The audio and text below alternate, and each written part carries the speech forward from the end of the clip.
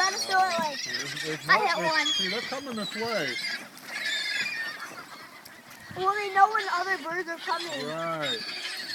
When they make this sound, I think they can communicate with one another. Whoa, that, It's it's like a bomb. Oh, we went out of all of it almost. Oh my gosh, we went through all that pound cake, Bob. It's been sitting there for 2 or 3 weeks. Oh, that's gross. I know, right? They love it. Yeah. These guys well, love we don't it. love it.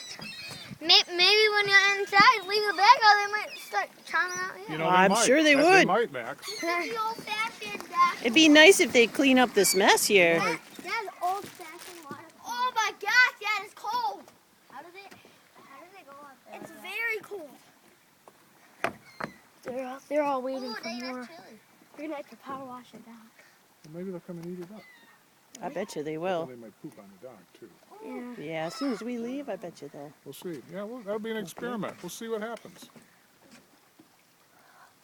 Good, come back.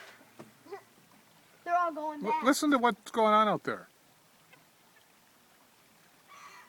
They're all washing their mouth now. They just look at that one. Hey, do you want more? See, get more.